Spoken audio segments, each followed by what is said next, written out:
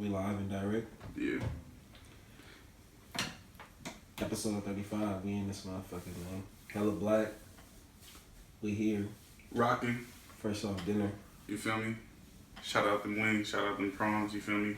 Hey, if you in Oakland and you never been in Le Chabelle, make sure you tap in. That's the fucking spot. And they didn't even pay us to say that, but you know that's what. I mean, we got Patron on the table. Like we got apple shit products and shit. Yeah. Might as well talk about the wings we ate. We're giving out a bunch of endorsements without ever getting a penny from these niggas. Facts. You know. Guess we done too. Yeah, alright. Guess we done. What's poppin', bro? How you feeling? Shit, I'm good, man. How you living, bro? I'm chilling, bro. It's been a long one. It's 7:25. I'm proud of us. We came in and locked in. Got another episode out. We didn't record last week, no? Nah. Did we put out the Clarissa episode last week? Yeah, we did. Shout out on Clarissa. Monday. Yeah, that was a raw episode. Yeah, I enjoyed that. She was dropping a bunch of game. Facts. So I enjoyed that one a lot. Hopefully y'all tapped in with that. That was our last release, episode 34. I support Clarissa.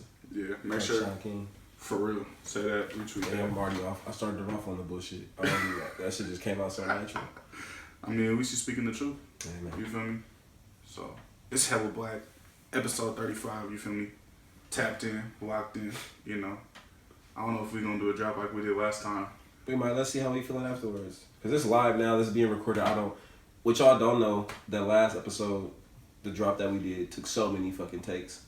And now we're recording on camera. I don't want to do that again. Yeah. So, we was over here tongue twisting and shit. I don't know. I just got done laughing at this Blue Ivy meme, so I'm trying to figure out. Like, I was laughing with tears coming down my face. So I'm like, is my upper lip wet from snot and crying? Bro, y'all know the meme where Blue Ivy is holding her nose? That shit is so funny to me. I don't know why, bro. She is so, yeah. But, so if y'all saw me wiping my mustache, because I'm like, damn, is my shit wet? But, yeah, providing context. Hella black, baby. We got a good episode in the store. But before we talk about what we're going to talk about on this episode, like this shit on SoundCloud, repost it on SoundCloud, subscribe on iTunes, you feel me? Yes, give us a 5-star review. If it ain't 5 stars, we don't want it. We don't want to hear it. Ain't nobody forcing you to listen. And if you are white, go to our patreon.com/HellaBlackPod and pay up. If you want extended episodes and you ain't white, you ain't black, nigga. Pay up. For real. Period. It's 20... What year is it? 2019? 2019. I almost said 2018. It's 2019, you feel me? No more free black labor. And we put a lot of labor into trying to this loop shit. us in one PLC. No disrespect. I'm just saying. Pay up. Plain black, pay up. But yeah, it ain't even just about donating to. You're going to get extended content, you feel me? So if you want extended content from the guests, extended content from ourselves, tap in with that shit, you feel me? Pay up. $5, you're going to get extended episodes. And we provide good content. So if you like what we're talking about here, every time we do more extended episodes, you're able to even contribute. Like if you want us to talk about a certain topic, you can tap in with us on Patreon, DM us on Patreon about a topic, and we might fuck around and do a topic that you want. You know what's wild? I was talking to my homegirl the other day, and I was explaining to her that the episodes that we put on SoundCloud aren't the full episode. So I don't know what's going on, but for some reason what you're doing isn't registering with people. When you say at the beginning of the episode, you can get to, if you subscribe on Patreon, you get exclusive content. They're just not listening. I know, because some people like, oh, make a donation. It's like you're not just donating to our shit. You're actually getting a product. You're getting like 10 to 15 minutes of extended episodes. The shit that you see on, especially when it comes to our interviews, I feel like those tend to be like fire. You know? Yeah, like George's extended episode, we probably talked for another 25 minutes. Yeah. So for those that are still listening right now, this little 45 minutes and 50-minute clip that you're going to get on SoundCloud and on iTunes, this is not the full episode. Especially white folks, you need to learn some more. Become a patron. And like you said, if you're black and affluent, tap in with our Patreon, you feel me? Support us, you know? If you got money, you need to be tapping in regardless. Yeah. But especially if you white with some money, please tap the fuck in. Yeah. Even if it's $1 too. You feel me? It all add up. Shit, my nigga, man. All that shit. We take pennies, nigga. That shit add up. For real. Period. And it supports us, you feel me? So tap in, support black podcasters, black radical podcasters, you feel me? Yeah, providing accessible political education. Patreon.com/HellBlackPod. Patreon is why we be doing this every week, honestly. Because we have, you know, it holds us accountable. 100%. You know, because we have people who are paying for it. So it's like, We ain't on no scam shit, nigga. You gonna get your content. You know what I'm saying? I want to run off on the plug on my patrons. For real. I'm gonna put you on, man. You know. So, bro, what we finna talk about today? I think we gotta get a cracking with Black Joy, right? That's what I was gonna say. We'll start with the Black Joy and then talk about this episode. I'm trying to figure out about me some Black Joy. I can't even remember the last. Have we been? We already been back from New York. Yeah. Oh, I went to Ferguson. That shit was fire. And I went to McClure High School. That brought me some Black Joy and also some Black anger. I'm not gonna get into the Black anger part, but the Black Joy part was the fact that like McClure High School is in Ferguson, and then it's like so in the Ferguson school district. There's like these two counties that join to make one district, and I want to say it's like Ferguson, Florissant. It starts with the L damn near. Yeah. I don't know. But anyway, this is the district that McClure is in. And McClure is this black ass high school, bro. And I had, like the Bay has been experiencing a bunch of gentrification, right? And even my high school, you think about Berkeley High, that shit was quote unquote diverse, but I still had a very black ass experience because the black population in Berkeley at that time was vibrant. Right. But going into McClure, bro, it's probably 900 students, and at least 90 to 95% is black. Shit was so fire, bro. I fuck with it a lot. So it was just dope to see all those black kids, in one space, just having fun, being their black selves. I fuck with that shit. Shout out Ferguson. And what also, I had like an aha moment while I was in Ferguson, because I know for so many of us, right, that was like Mike's death is what politicized a bunch of folks. Because I know, like, Trayvon was, I think, the year before. I think Trayvon was 2013. And Mike was 2014, like December 2014 or something. I think so. Yeah. But, so, like, those are, like, two instances that really politicized a bunch of, like, black youth, right, especially our generation. So, it was wild to see, you think about how Ferguson has been reduced to that one. It's 2012, Trayvon 2012. Yeah. So you think about how Ferguson has been reduced to that one incident, and you think about all the people that came there and fucking robbed Ferguson of like their movement. Took hella money. All the folks. Brown Blaze be talking about that a lot on Twitter. Yeah, so you should for sure follow them. But yeah, fucking people just came to Ferguson, all these fucking overnight celebrities, while there are still hella folks there that are still pushing that movement, and they've all been forgot about by the masses. But to see all the organizers out there that are still doing the work, that shit just, made me feel like I should keep moving. I probably went off on a tangent there, but just being in Ferguson brought me Black Joy. Yeah. That's what's up. Yeah, for me, my cousin's EP came out, The Reset, Cheyenne G. Make sure you check out her music. But just seeing that coming to fruition, and just seeing the joy that project brought her, and seeing all her hard work come together, and then having a release party and stuff. So it was like a lot of hard work that paid off. So I was happy for her, and that brought me a lot of joy just to see my cousin coming into herself, you feel me, and just really rocking. So that was like a dope experience for sure. So make sure you check out her music. I don't think people, me and you talked about this last week or while we were in New York. People don't realize how much work goes into music and how much artists put themselves onto these projects, and then for it to be celebrated, even if it's by just close friends and family, that shit, it can mean a lot. Like all the release parties that I've been a part of, I was telling man I couldn't make it because I had just got back and I had to work. So I know I can relate to that feeling of like seeing somebody, the work that they put in. Yeah, especially when you know everything that goes on behind the scenes. Yeah. And like just from one song, like all the different takes, all the different, mastering and mixes and shit. Just 100%. So there's a lot. Definitely makes me respect music so much more. Just being a part of that process and seeing how Shaw worked, Yeah. Like, it's a lot of work. Yeah, 100%. I'm proud of y'all, bro. Appreciate it, man. Shit, so what we got in store today? I think Black Twitter been talking about it. Everybody been talking about this shit. Yeah, my nigga Blake wrote a fire-ass article about that shit. Definitely want to tap in. Shout out Afropunk. They published my nigga. It's been a while since you wrote, huh? Yeah. Yeah. What's the last thing you published? I think about how black liberals, neoliberals, come out of the Black Lives Matter movement. I wrote that like 2017 maybe. But then the Jogger Joe article was 2018. But then I was working on a book chapter, so that's why I was also just like focusing on that. That was like my first article, definitely for a while. That shit was fire, and it was also at the perfect time, because Kamala, is it Kamala? Kamala. Kamala is We just announced our presidency, and anytime a black person puts themselves into the system, it's something to talk about, something to address. And for some, I think she's like new to the scene, but for us out here in Oakland, she ain't nothing new. Ain't nothing especially new. for the Bay Area. Yeah, man. So can you give us, as a nigga who spit a bunch of game and provided some insight to us, can you give some background for our listeners? Yeah, so basically this episode, we really just gonna dive into Kamala's history in the Bay Area, in Oakland, Alameda County, San Francisco, and then she was also the Attorney General of California. Yeah. Right? So she started her career as a prosecutor in Alameda County in Oakland, and then moved from Oakland to San Francisco District Attorney, and then went in to be the, California Attorney General, which is a top cop. So she's literally been the top cop in the Bay Area. By definition, not, this isn't even us putting our own, I think, quote unquote, politics onto it. It's like, she was the top cop, the DA is the top cop. Yeah. I think it's so easy to get caught up in like buzzwords, like catchy slang and shit right now. But she, by definition, it was the district attorney, which is, you feel me? The head pig in charge.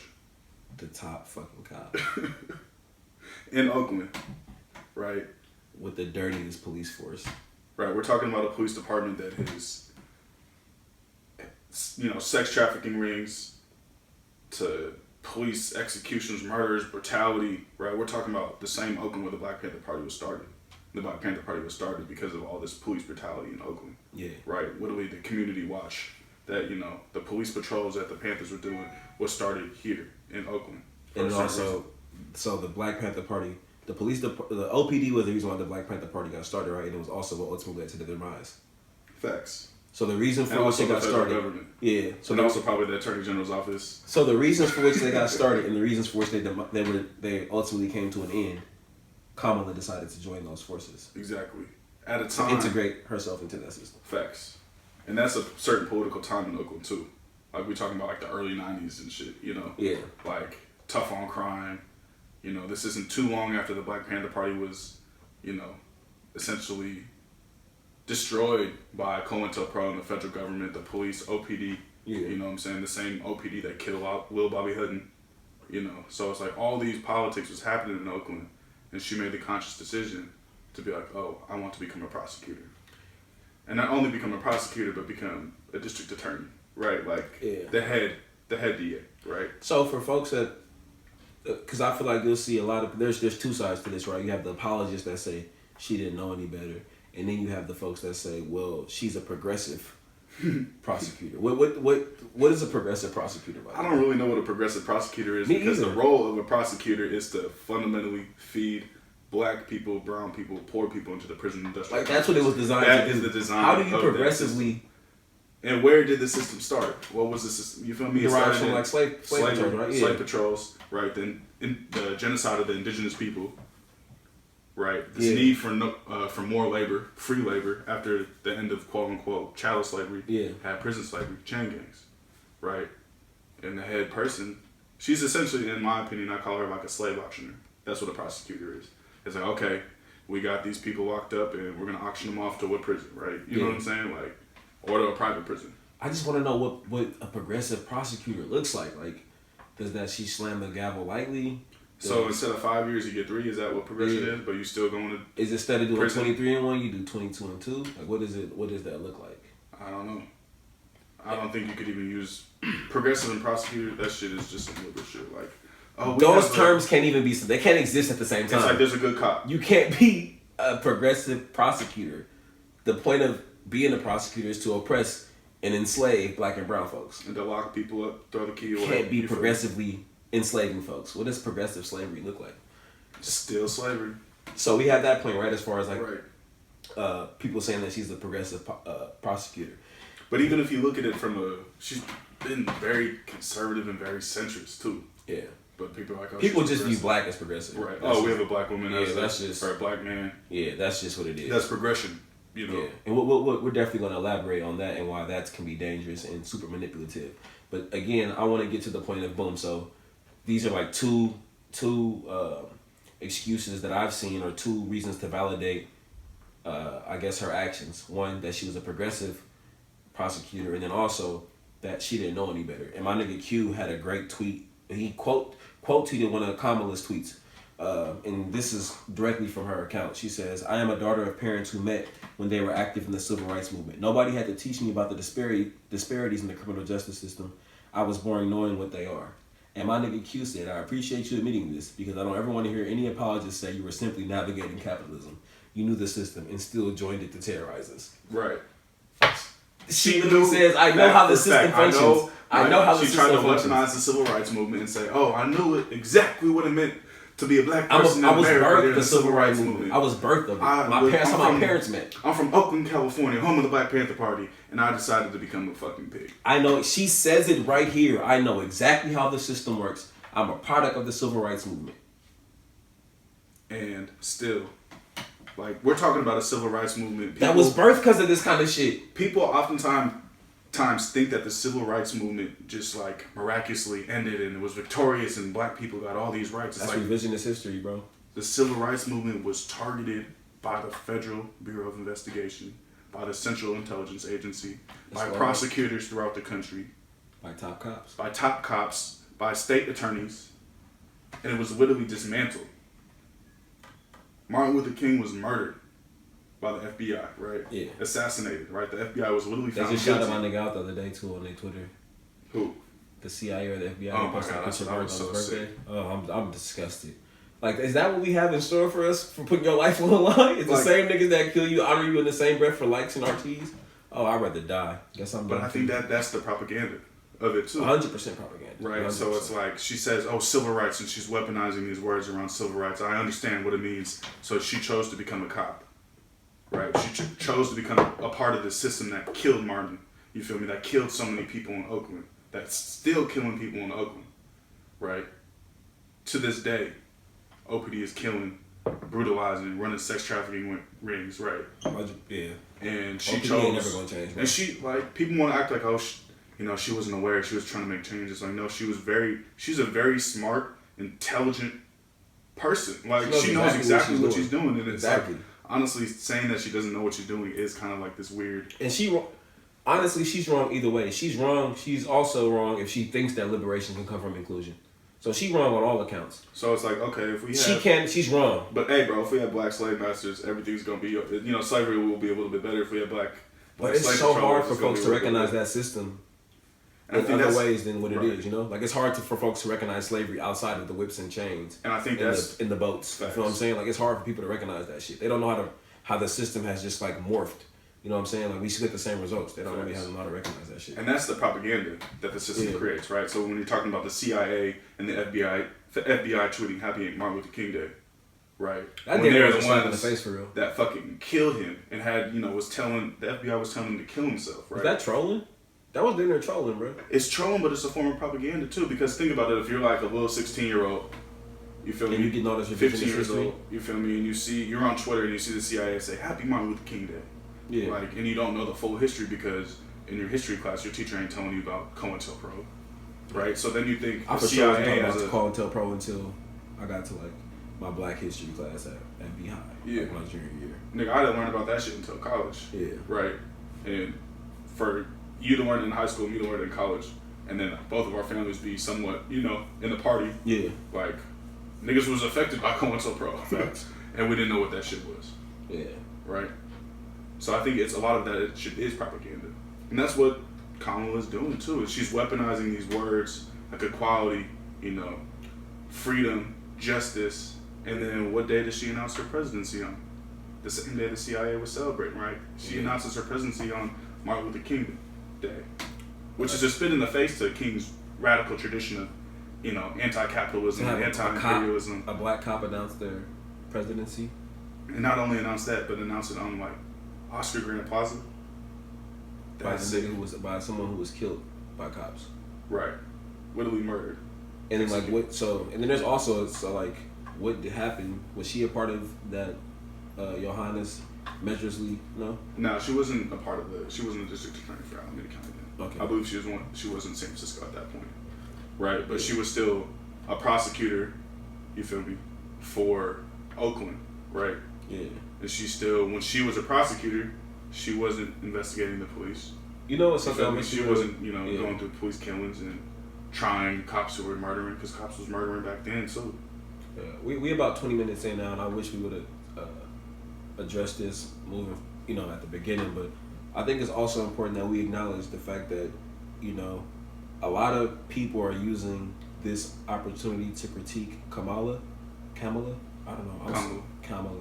I don't know why it's so hard for me, and I'm black. Why is it so hard for me to say her name? What? They're using this as an opportunity to fucking show they misogynistic asses. Right. So, like, you can literally critique Kamala without being misogynistic. Yeah. And misogyny is not there's no place for it. Yeah, there's no room for it. So we don't want. This is being recorded, so it's impossible for us to be misquoted. You know what I'm saying? I don't want my shit to be confused with misogyny. I'm just trying to hold her accountable, like I would hold any politician that's trying to any politician, weaponize their any blackness color, for sure. You feel me? Especially a black politician, because like the Democrats know what they're doing, bro. In terms of weaponizing her blackness, they know exactly what they're doing. I just told you I was in a barbershop and somebody was like, "Oh, she black? I'm voting for her," without any research, without doing any research. And she from Oakland. She went to HBCU. I'm voting for her. She went to HU. We've already learned. She's AK. We've already learned. We've already learned that all skin folk ain't kin folk, nigga. We learned that, but for some reason we keep these niggas know that we gonna fall victim to that. Her favorite song is Lemonade. She on some that shit talking about playing with the cookout.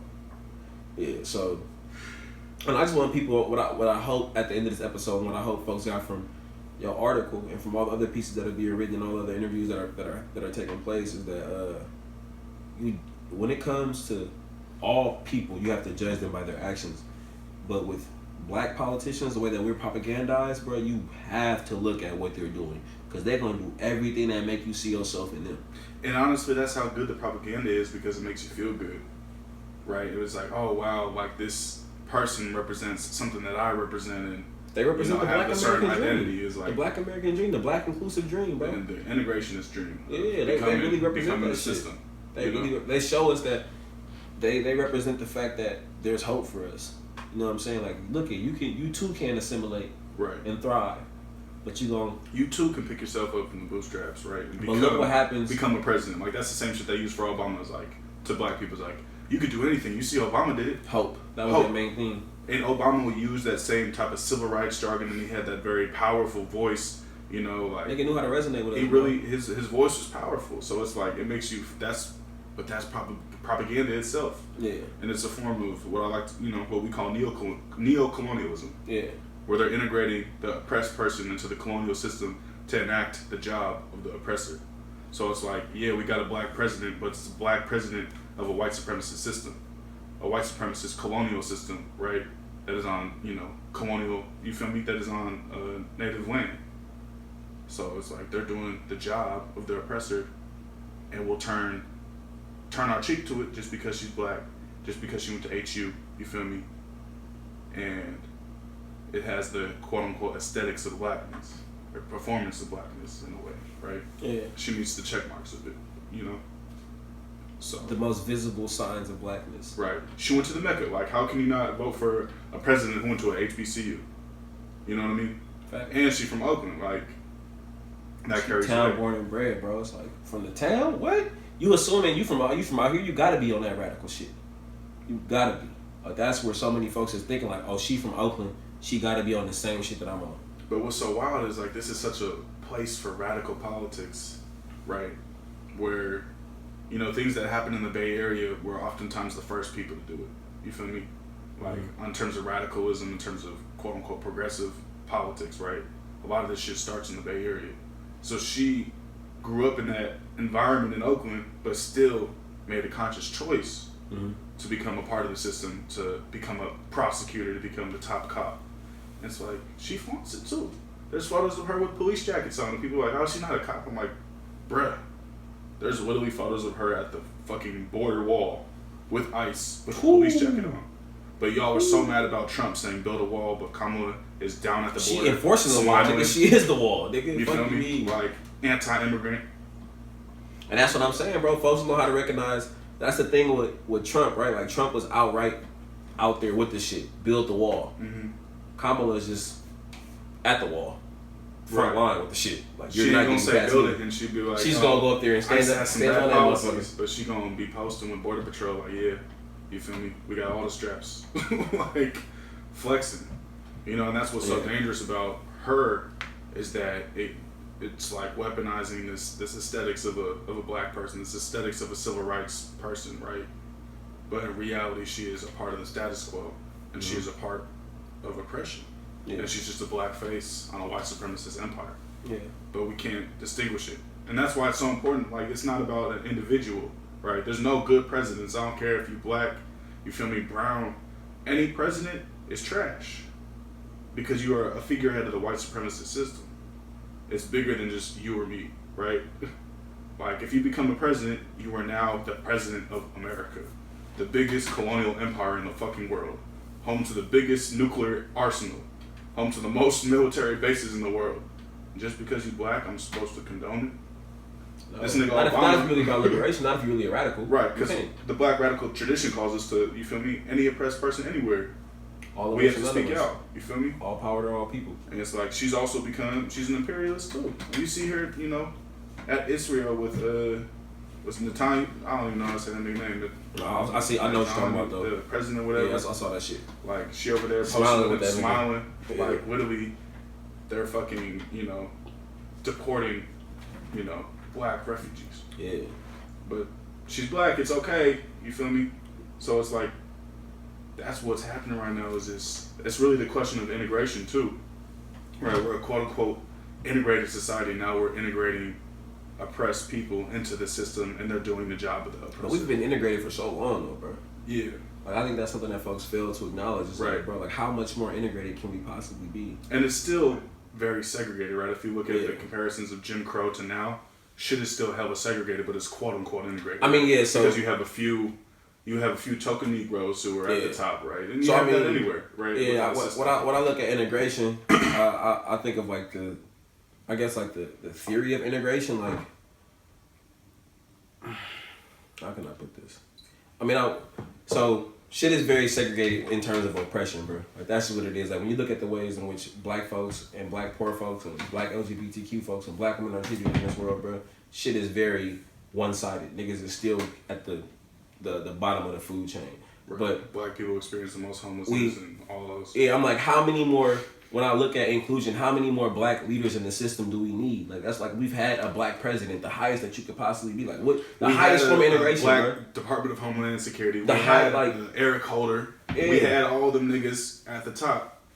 So that's what I mean by saying, like, how more integrated can we possibly be? Like, nigga, we've had black chiefs of police, we've had black district attorneys, we've had black fucking presidents, black cops. How much more integrated black can we prosecutors possibly be? And that shit is not for black people. Before motherfuckers start acknowledging systems. Like, how much more integration do we need before we start acknowledging systems? That's where my head is at. And I'm like, I don't understand how hard it is to see this shit. And what it hurts because it's like, this just happened to us. We just had Obama, and what happened after Obama? We had Trump, right? Yeah. We had Obama running this campaign on hope. You feel me?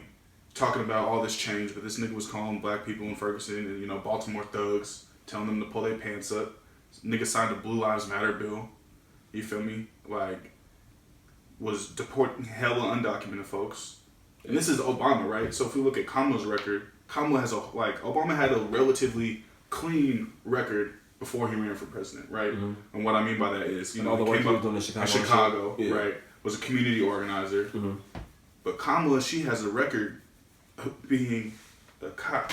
So how if Obama had to clean this slate and this nigga got in there and was an agent of white supremacy, what do you think the person that was already indoctrinated into this shit, what do you think and they're going to do? At doing it. She's mastered oppression. She's mastered white supremacy, my nigga. She is the top cop, bro. And she would be the commander-in-chief, is the top cop of the fucking nation, of the world. Quote, you know, just because of imperialism, right? So that's why I was like, people be so mad, and I'm just like, at Trump, but I'm like, look what Kamala was doing. Look at Kamala's record. Like, Kamala has been more pro-police than Donald Trump.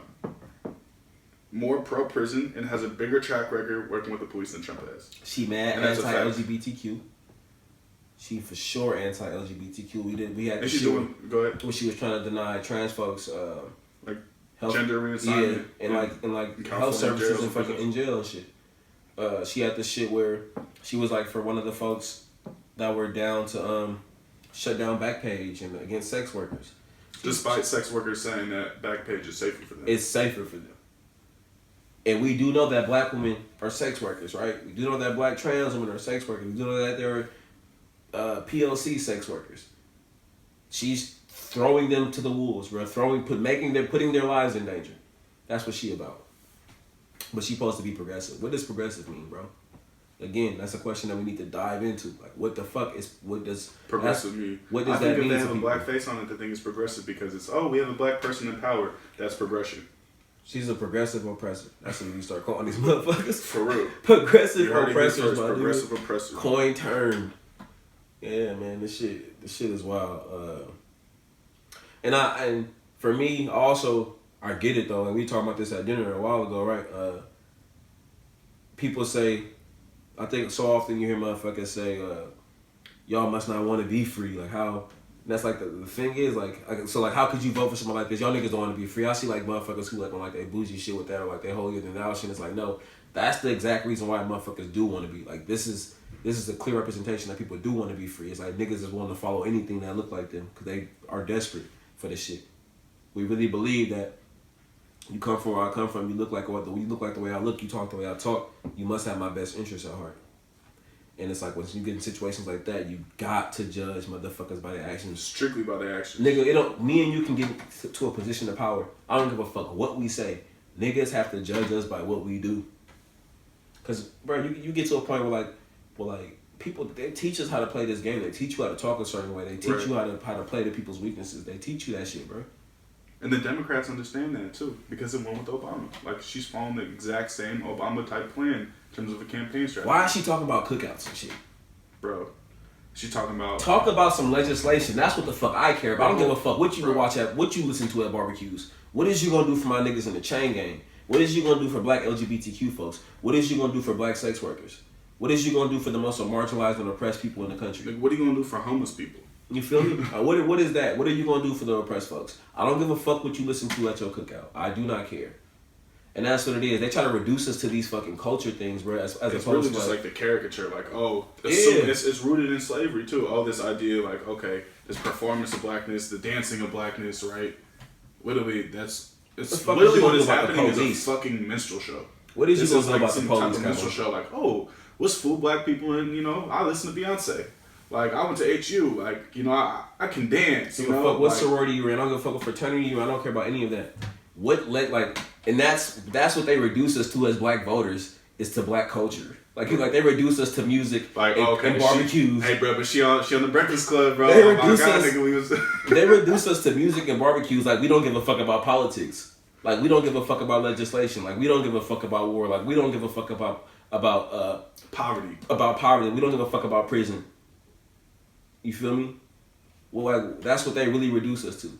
Anybody why is she not talking about policies with us? Why when it comes to black folks? Why when it comes to trying to get the black vote, when it's trying to appeal to the black vote, you talk about shit that has no importance or no relevancy to our safety? Bro, she on that Hillary shit, honestly. I got hot sauce in my bag type. I don't fuck with that shit, bro. I hate how anytime it's time to get the black vote, we reduce to shit that has nothing to do with politics. I mean, it's because the sick part is it's worked. It worked with Bill Clinton. Bill Clinton brought out that saxophone and started calling that nigga the first black president. Bruh, I was just thinking, I remember growing up, niggas just say Bill Clinton is black. The fuck, nigga? Bro, this nigga we really get reduced to fucking culture acts when it's time to vote. We get reduced to barbecue and hot sauce and music. And fucking hot links. That's sick, bro. That's what the fuck the black politicians think about us. Like, come out here and tell me what you finna do for poor folks, my nigga. What you finna do about the police harassing us? What you finna do about the education gap? But hey, she can step. Come on, man. I don't give a fuck about none of that shit. She can kick rocks, nigga. But that's why it's all so smoke and mirrors. A lot of it is just like it's performative, right? So she'll say one thing and then do another, right? So she's literally a supporter of the death penalty, which in my opinion is a modern day form of lynching that disproportionately affects black people. By facts. What does it say? It's like So they were like, she also supports the 3 strike law, which is a 12-time, which for black folks is we 12 times more likely to fall victim to that prosecution than white folks. And she even talks about literally, this idea that we incarcerate people to have indentured servitude is one of the worst possible perceptions. I feel very strongly about that. It evokes images of chain gangs.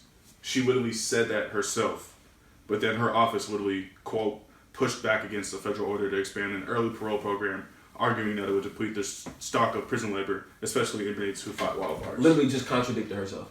So she's saying, I don't fuck with that. It reminds me of chain gangs. But then your office is saying, we need chain gangs, nigga. We need that prison free slavery labor. because we need them niggas to fight fire. We need that cheap We need them labor. niggas to make $1 a day to fight California's wildfires.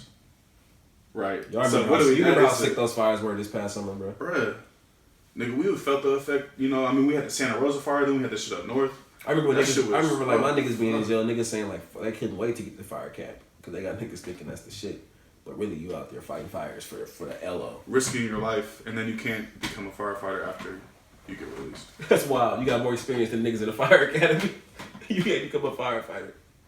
But you can get locked up and become a firefighter again and make $1 a day. Because you can do anything with free labor. Niggas let you run the country if it was free.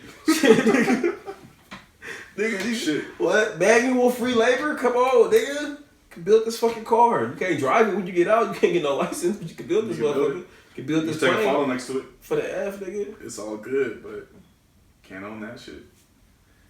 And that's what's so wild about her is it's this propaganda. Again, like we have to really understand this shit is propaganda. It's Democratic propaganda. You feel me? And they're saying that, oh, okay, we're better than Trump. But if you look at the actions of Kamala, she is done some of the same exact things that Trump, whether it's been, advocating for deportation, being pro-ICE, right, being pro-prison. She just don't say it with her mouth. She's just not on TV saying build walls and fuck prisons and fuck the poor. She's just not on TV saying that shit. She's not in the public saying that shit. But she's behind closed doors enacting the shit, right? And people say, oh, she knew, she made mistakes or whatever. Literally, she got on the CNN herself and said, I defend my record as a prosecutor. Straight from her mouth. Straight from her mouth. But okay, so what about, because we talk about giving people room to grow, but yeah, at some point you gotta draw the fucking line. Like, and someone asked me that too. It was like, okay, well, what could Kamala do to make you vote for her or to change your perception? Nothing. I'll never vote for her. I would never vote for a president anyway. Like, that's just what it is. And I'm like, she literally spent her whole career, right? I could understand this notion, right? That we become a part of the system and we think that we can make some change. Like, I could understand why maybe in the 70s, black people thought like, oh, these cops, all these racist ass white cops are fucking beating us. All these racist ass prosecutors. They wouldn't do the same thing. Like, okay, if we get some black folks in there, understand systems, right? Like, we just thought that was going to be a vessel for some change. I understand that at that point, right? But in 2019, it's like history has shown us exactly. We didn't have any black cops at the time, so you had to assume it was because the cops were white that this was happening. Right. But in 2019, we have black cops who are shooting black people, who are raping black girls. You know what I'm saying? Like, we see it now. So now it's like that's an outdated perspective. And she literally chose. People are acting like she had no agency. She chose to become a prosecutor. She chose to be the head cop of Oakland, of Alameda County. She chose to become the head cop of San Francisco, right? Despite seeing rapid corruption in Oakland. You can't be the head DA of Oakland and not see the fucking corruption. She was covering that shit up. You can't live in Oakland and not see the corruption. Bruh. So it's like, San Francisco, same exact thing. And then now you decide to become the Attorney General of California? Like, no. You feel me? She's doing this exact same shit. She's chosen to do this exact same shit. And that's what she built her career on. At some point, she could have been like, she could have been a prosecutor for 5 years and be like, you know what? I tried to give black people, instead of 15 years, I tried to give them 10 years, right? Instead of 25, I gave them 20, right? Or some shit like that. Like, oh, I was able to advocate for early parole. But she literally heightened up the conviction rates. You feel me? And she made the conviction rates higher. It'd have been super lit if she'd have been like, yeah, I got all the political prisoners. I got them all out. For me, it was like situations where she was like looking at evidence that had proved to be like tainted, and she would have like not acknowledged that shit. Yeah. Exactly. Like, literally, there was proven evidence of corruption on trial, even though every trial is corrupt because this is a racist system. Every trial is racist because this is a racist system, racist criminal justice system, right? But there was literally DNA evidence, right, that literally exonerated, that had the evidence to exonerate it, right? She saw the evidence and chose not to follow it, right? Mm-hmm. Until the New York Times exposed it. So she literally had evidence showing that this man did not, commit the crime that was quote unquote accused of him, right? Mm-hmm.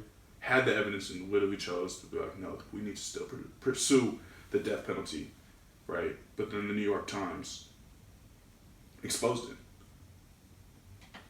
Kevin Cooper, death row inmate. So it's like, she literally doesn't give a fuck about you niggas, bruh. I don't know why you niggas think her actions have shown that she is pro our death via prisons, pro our death via the police, and pro our oppression. Bro, like if you put her resume up without a face and a name and no background information, just like these are the things that this politician has done, you would be calling her the Ku Klux Klan. You would think that she was a white supremacist. Like, if y'all really still fucking with Kamala, like literally put her track record. Get all these politicians, put the track records of politicians, judge by the actions, and what would you call them? And I think that's really what people need to start doing, is really just looking at the actions of these politicians, what they have done, what they have enacted. And what would you call them? You'd call them a white fucking supremacist, but because like, this is a white person who did this. Yeah. If you look at Obama's actions, bombing, drone strikes, kicking, Blue Lives Matter bill, and then what's sick is like, you would call him a white supremacist. So I don't understand how you could say Black Lives Matter and then go vote for Kamala when she was the top cop in the era of Black Lives Matter, right? Literally was not signing police bills that would like give body cameras. Wouldn't independently investigate as a California top cop. Refused to do that. Made the conscious decision. This is someone who said, I know, because I'm a daughter of the civil rights movement. I know exactly what this system represents. And she had the power to do it too. Yeah. She with it 100%. Bruh. And it's like, I know we said this a lot in our early episodes when we first started with the shit, but for our listeners, I really want y'all to understand systems as opposed to people. The system is going to function the way it's exactly designed, the way it's designed to do so. When Blake talked about there's no such thing as a fair trial because this is a racist, white supremacist system, right? It doesn't matter who's at the head of it. It doesn't matter who's wearing the cloak, who has the gavel. The system gonna function the way it's supposed to do. The same way this mic, right, is designed to record our voices and fucking transmit these frequencies into this fucking in and out box. Whether you hold the mic or I'm holding it, it don't matter who the president of the United States is. The commander-in-chief, that shit gonna function the way it's supposed to function. And America is a rape and pillage ass nation. It's an imperialistic place. It's colonizers. This system, this country is gonna function the way that it was designed to do. The way our forefathers designed for this motherfucker to be. Like, we are literally still living under the same constitution that was written by slave-owning, genocidal rapists. This is the constitution that governs us to this day. This is the constitution that Kamala Harris swore to protect and to uphold as a prosecutor, right? And we have to understand our history to understand where we are right now in 2019. If we don't look at the very foundation of this country, the very roots.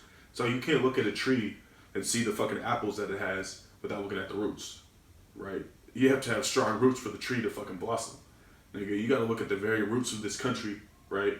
Mm-hmm. The very roots and the very foundation of it to understand Kamala Harris. You feel me? So it's like, we have to understand the oppression from the very beginning of this history.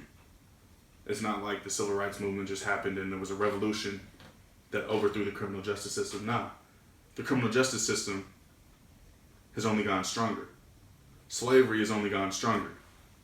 Right? Mm-hmm. There's just as, there's more black men incarcerated today and quote unquote enslaved today than were during chattel slavery. Under correctional control, right? That's what Michelle Alexander, New Jim Crow states. So it's like, this system is what is the issue. Mm-hmm. And that's facts. Like, you can't argue against it. It's like, nothing new has happened. Like, a lot of new things have happened, right? The way it's still the same result. But it's still the same type of thing. It's like, the chain has changed.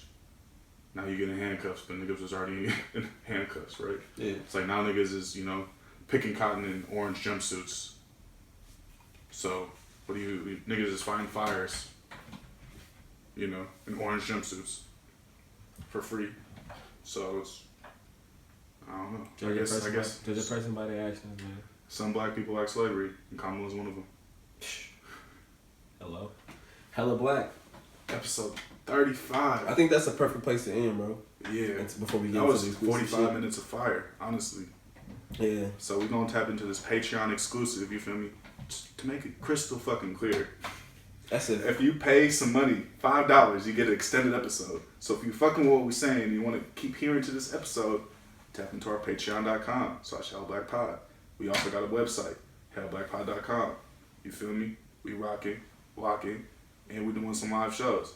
So book us for a live show. Pull up. Facts. So. Shit. I like these Patreon exclusives though.